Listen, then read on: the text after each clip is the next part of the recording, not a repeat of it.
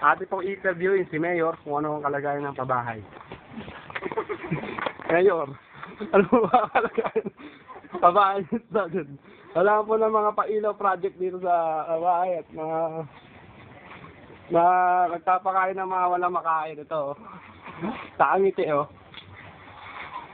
Ano, si Mayor Robert Barbers. Ayan po, si Senjay.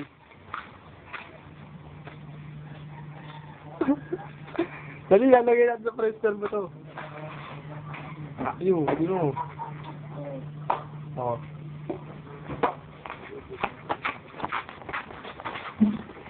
Liberate!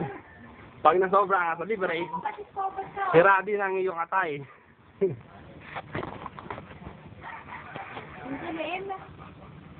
Lumabas ka pa talaga.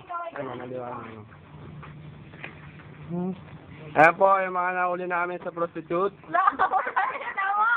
Nahuli po namin sa may gilid-gilid. 18 years old. 18 years old. At ito po ang kanyang customer. Bata. Sende. Ayan o, kayo na nasa kulungan na ho siya.